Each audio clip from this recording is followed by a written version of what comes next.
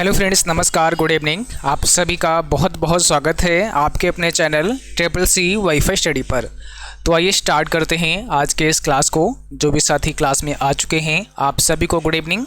और आज की इस क्लास में भी काफ़ी इंपॉर्टेंट प्रश्नों को शामिल किया है। ये सभी प्रश्न आपके होने वाले CCC एग्ज़ाम के लिए काफ़ी इंपॉर्टेंट होंगे।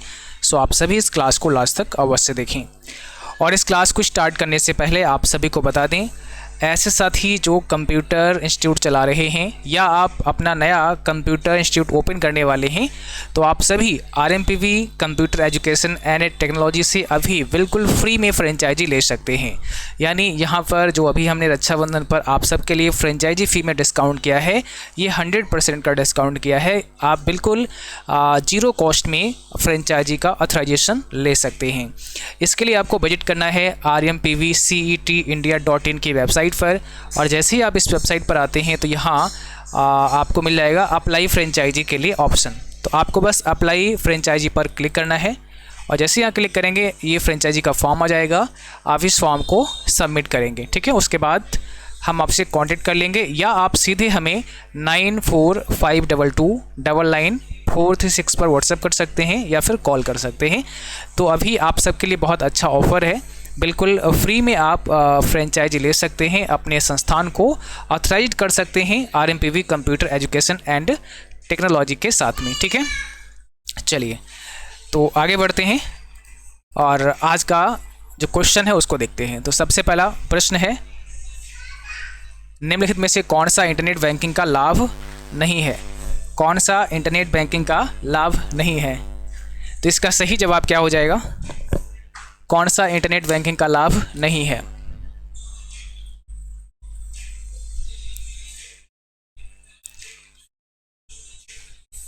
देखिए 4 ऑप्शन यहाँ पे दिए गए हैं, इसमें एक ऑप्शन आपका करेक्ट है। तो सही जवाब कौन सा है? यहाँ पर सी हो जाएगा। सी मीन बचत पर उच्च ब्याज दरें, ये इंटरनेट का लाभ नहीं है। तो correct answer option number C, higher interest rates on savings.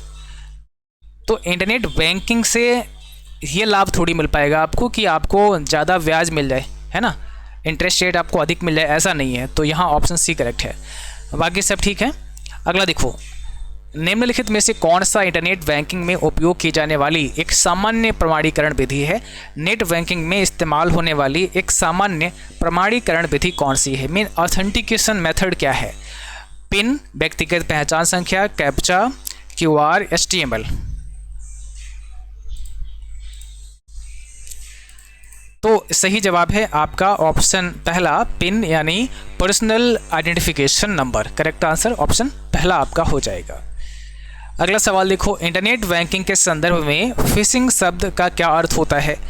यानी इंटरनेट बैंकिंग के संदर्भ में फिशिंग शब्द से आप क्या समझते हैं, बताइए।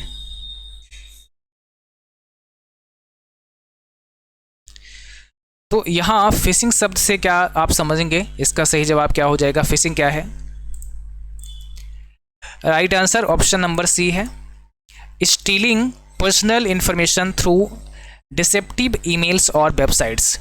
तो राइट आंसर है आपका ऑप्शन नंबर सी, भ्रामक ईमेल या वेबसाइट के माध्यम से व्यक्तिगत जानकारी चुराना ही फिशिंग कहलाता है।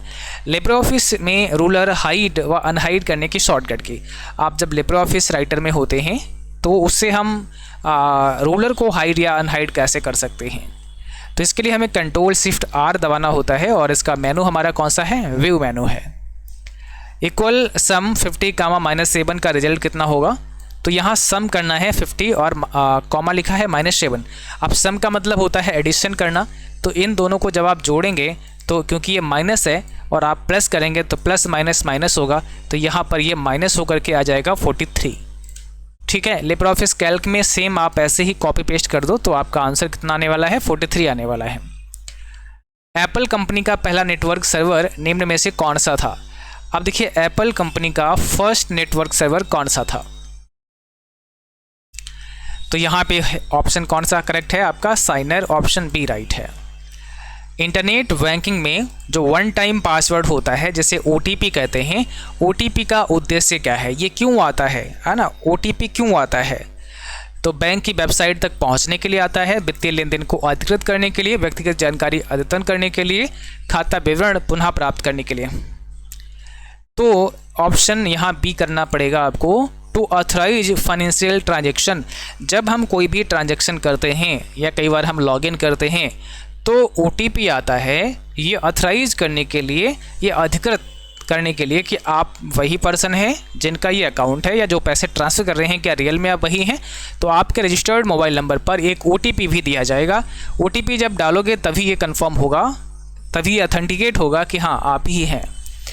इंटरनेट बैंकिंग के लिए सार्वजनिक वाईफाई का उपयोग करने से जुड़ा जोखिम क्या हो सकता है। जब भी हम नेट बैंकिंग का इस्तेमाल करें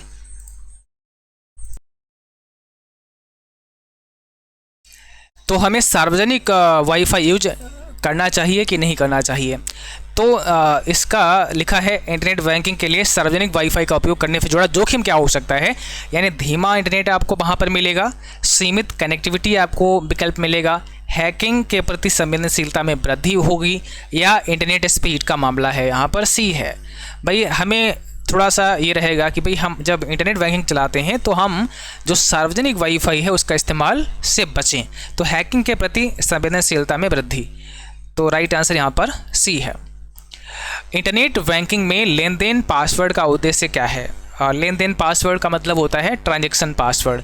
तो कई बार आपने देखा होगा जब आप नेट बैंकिंग से किसी को पैसे भेजते हैं तो पैसे भेजते टाइम पर फिर एक ट्रांजैक्शन पासवर्ड भी आपको डालना होता है। जब आप पैसे ट्रांसफ़र करेंगे तो वहाँ पर ट्रांजैक्शन पासवर्ड मांगता है। तो ये क्यों मांगता है, तो यहाँ पर भी डी ऑप्शन करेक्ट है, to authorise financial transaction. Financial transaction को ऑथराइज करने के लिए ये हमसे जो बैंकिंग का जो ट्रांजैक्शन पासवर्ड होता है वो मांगता है जब हम ट्रांजैक्शन करते हैं। निम्नलिखित में से आमतौर पर इंटरनेट बैंकिंग तक पहुंचने का सुरक्षित तरीका नहीं माना जाता है। आमतौर पर इंटरनेट बैंकिंग तक पहुंचने का सुरक्षित तरीका कौन सा नहीं माना जाता है। Using a public computer in a library, using a personal computer with updated antivirus software, using a mobile banking app with a secure connection, using a computer with a strong and unique password. चलिए, तो इस प्रश्न का correct answer है option पहला, using a public computer in a library. हम जब कभी भी इंटरनेट बैंकिंग का इस्तेमाल करें तो हम कभी भी पब्लिक कंप्यूटर, जैसे लाइब्रेरी में आप गए हैं, किसी साइबर कैफ़े पे आप गए हैं, तो वहाँ पे हमें वहाँ पे उसके कंप्यूटर में हमें अपना नेट बैंकिंग लॉगिन नहीं करना है। इससे हमें बचना चाहिए, है ना। इंटरनेट बैंकिंग के संदर्भ में दो कारक प्रमाणीकरण शब्द का क्या अर्थ होता है। दो कारक प्रमाणीकरण शब्द का क्या मतलब है। टू फैक्टर ऑथेंटिकेशन OTP की ही यहाँ पे बात हो रही है। तो इसका सही आंसर ढूंढो, चार ऑप्शन में से कौन सा हो जाएगा। करेक्ट आंसर कौन सा होगा यहाँ पे, option number B. Provide to different types of identification to access the bank service. देखिए, बैंक सर्विस को एक्सेस करने के लिए दो अलग अलग प्रकार, दो डिफरेंट टाइप की जो है आइडेंटिफिकेशन हम यहाँ पर प्रोवाइड करते हैं। तो इसलिए हम दो कारक प्रमाणीकरण यूज करते हैं। अब ये है क्या, एक तो हम जो हमारा लॉगिन क्रेडेंशियल है हमें मिला है, जैसे यूजर ID एंड पासवर्ड वो डालते हैं, उसके बाद फिर OTP आता है। तो ये दोहरी प्रमाणीकरण की व्यवस्था हो गई। पहला प्रमाण तो ये हो गया कि भैया हमें अपना ID एंड पासवर्ड पता है, तो पहला प्रमाण तो ये हो गया। और दूसरा प्रमाण ये हो गया कि हमारे नंबर पर OTP आया, हमने वो भी डाल दिया। तो अब तो बिल्कुल फिक्स हो गया कि हाँ वही पर्सन है जिसका ये अकाउंट है। मान लिया किसी ने आपका ID एंड पासवर्ड हैक कर लिया या किसी को पता लग गया है, चुरा लिया, तो जैसे वो लॉगिन करेगा तो OTP आपके फ़ोन पे आएगा, और आपके फ़ोन पे जब OTP आएगा तो आप अगर लॉगिन कर रहे होंगे तब तो आप डालेंगे, और आपने लॉगिन किया ही नहीं तो आप OTP क्यों डालेंगे, है ना। तो ये कंफर्म करने के लिए होता है। इंटरनेट बैंकिंग में डिजिटल प्रमाण पत्र का उद्देश्य क्या होता है। तो नेट बैंकिंग में डिजिटल प्रमाण पत्र का उद्देश्य क्या होता है। आंसर दो भाई, क्या होगा इसमें करेक्ट आंसर।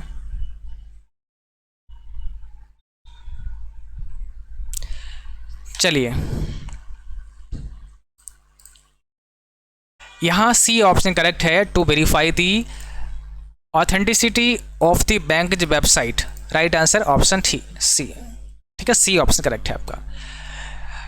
आप अपने इंटरनेट बैंकिंग लेन देन की सुरक्षा सुनिश्चित करने में उपयोगकर्ता की प्राथमिक जिम्मेदारी क्या होती है।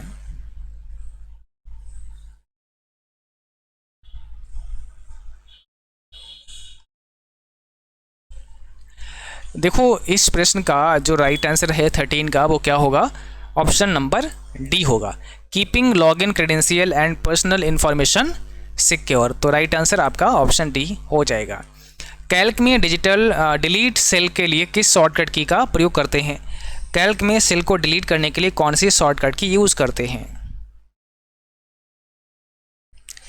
तो कैल्क में सेल को डिलीट करने के लिए आप कौन सी शॉर्टकट की यूज़ करते हैं, बताइए।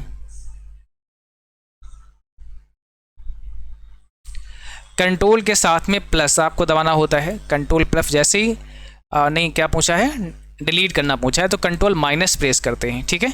डिलीट करने की बात करें तो कंट्रोल माइनस, और प्लस करने की बात करें तो कंट्रोल प्लस। मतलब सेल आपको जोड़नी है तो कंट्रोल प्लस, आपको डिलीट करनी है तो कंट्रोल माइनस। तो यहाँ पे कंट्रोल माइनस आपका हो जाएगा। माइक्रो प्रोसेसर का आविष्कार किया गया था किसके द्वारा? माइक्रो प्रोसेसर का आविष्कार किसने किया, किसके द्वारा किया गया?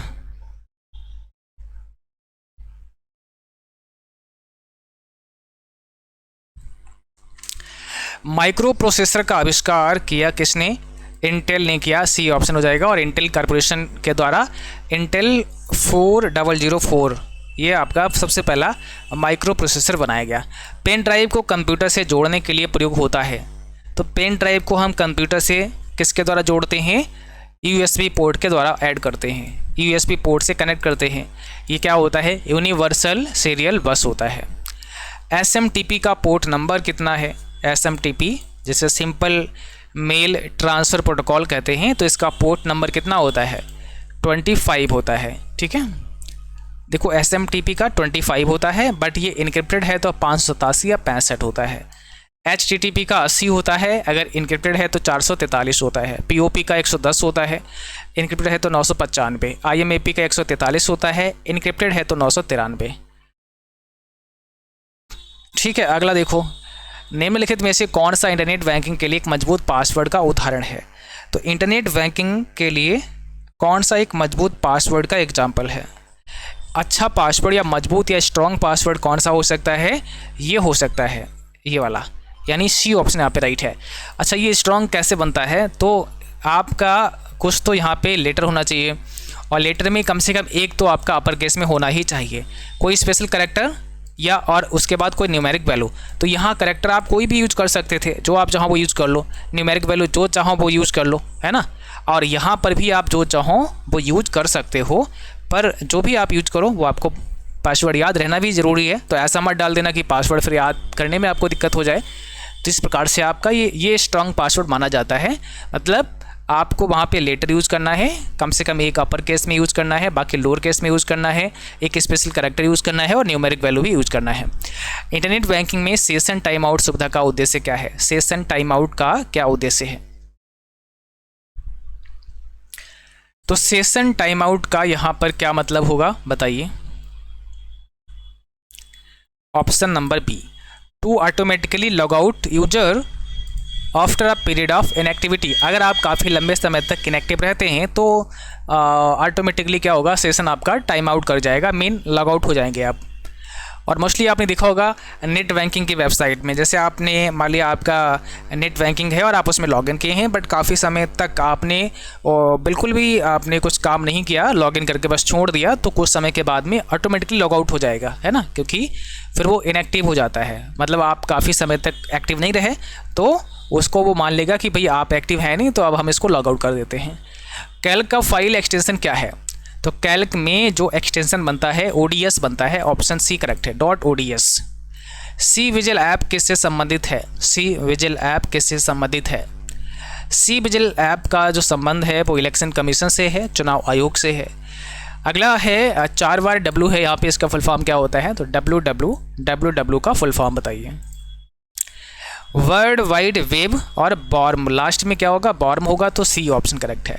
राइटर में टेबल इंसर्ट करने की शॉर्टकट की कौन सी है? टेबल आप कैसे इंसर्ट कर सकते हो? तो टेबल डालने के लिए कंट्रोल के साथ में F12 हमें प्रेस करना होता है, F12। लिब्रियोफिस राइटर में कमेंट इंसर्ट करने की शॉर्टकट की बताइए, आप कमेंट कैसे जोड़ सकते हो? तो लिब्रियोफिस राइटर में कमेंट ऐड करना है, कंट्रोल ऑल्ट और सी प्रेस करना होता है, कंट्रोल ऑल्ट और सी।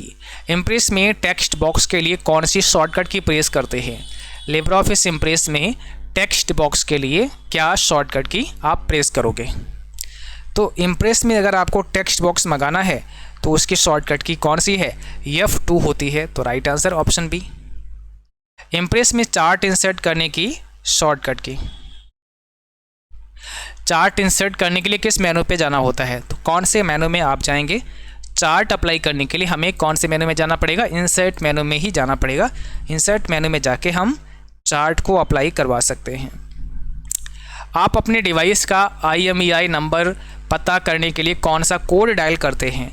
आप अपने डिवाइस का अगर IMEI नंबर पता करना चाहते हैं तो कैसे पता कर सकते हैं, उसके लिए क्या कोड आपको डायल करना होता है।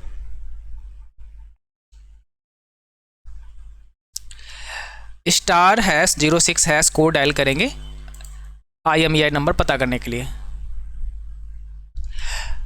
आप कोई संदेश डिलीट करते हैं तो डिलीट किया हुआ संदेश कहाँ चला जाता है। आप जब कोई भी संदेश डिलीट करते हैं तो जो डिलीट किया हुआ संदेश है वो कहाँ पर चला जाएगा। तो डिलीट किया हुआ संदेश चला जाएगा ट्रैश फोल्डर के अंदर। फर्स्ट ऑप्शन करेक्ट है, ट्रैश फोल्डर। निम्नलिखित में कौन सी एप्लीकेशन पासपोर्ट से संबंधित है, कौन सी एप्लीकेशन है जो पासपोर्ट से संबंधित है। तो राइट आंसर ऑप्शन यहाँ सी हो जाएगा, पासपोर्ट सेवा। निम्नलिखित में से कौन सा नेटवर्किंग डिवाइस नहीं है, कौन सा नेटवर्किंग डिवाइस नहीं है।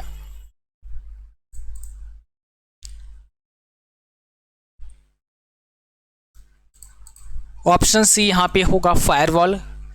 अगला सवाल देखो, निम्नलिखित में से कौन सा विकल्प लिब्रियोफिस राइटर की फाइल को PDF में बदलता है। तो हम PDF में कैसे बदल सकते हैं, एक्सपोर्ट एज, जो नाम है एकदम वहाँ पे जो नाम लिखा हुआ है ऑप्शन जो है वो है एक्सपोर्ट एज PDF।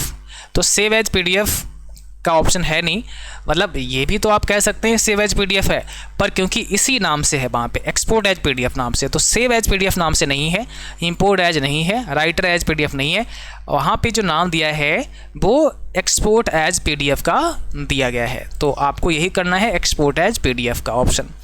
SCT का क्या मतलब है, सिक्योर इलेक्ट्रॉनिक ट्रांजेक्शन होता है इसका फुल फॉर्म। तो फर्स्ट ऑप्शन ही करेक्ट हो जाएगा, सिक्योर इलेक्ट्रॉनिक ट्रांजेक्शन। चलिए तो आज का सेशन बस यहीं पर समाप्त करते हैं, और अभी कल आपकी मॉर्निंग की क्लास नहीं हो पाएगी, है ना। और आप सबके लिए हमारी तरफ से रक्षाबंधन के इस पावन पर्व की बहुत बहुत शुभकामनाएँ, बहुत बहुत बधाई आप सभी के लिए, जो भी साथी कनेक्ट हैं और जो बाद में इसको देखेंगे, आप सबके लिए भी हमारी तरफ से रक्षाबंधन की बहुत बहुत शुभकामनाएँ। ठीक है, तो कल आपकी मॉर्निंग की क्लास नहीं हो पाएगी, बाकी कल के बाद फिर मॉर्निंग की भी क्लास आपकी स्टार्ट कर देंगे, रिवीजन वाली जो हम करा रहे थे। और जैसा हमने कहा था, जो साथी कंप्यूटर इंस्टीट्यूट चला रहे हैं, आप अभी बिल्कुल फ्री में फ्रेंचाइजी ले सकते हैं। तो आप फटाफट से जाइए और RMPVCET.India.in की वेबसाइट पर, यहाँ से आप अप्लाई कर सकते हैं और बिल्कुल फ्री में ही अभी आप फ्रेंचाइजी यहाँ से ले सकते हैं। तो अप्लाई करने के बाद आप हमसे कॉन्टैक्ट कर सकते हैं या फिर हम आपसे कॉन्टैक्ट कर लेंगे, जो भी आप नंबर वहाँ पर देंगे। तो apply as a training centre पे क्लिक करना है और ये फॉर्म आपको फिल करके सबमिट कर देना है। ठीक है, तो चलिए आज के लिए इतना ही, मिलते हैं फिर अगली क्लास में, तब तक के लिए थैंक यू, बाय बाय।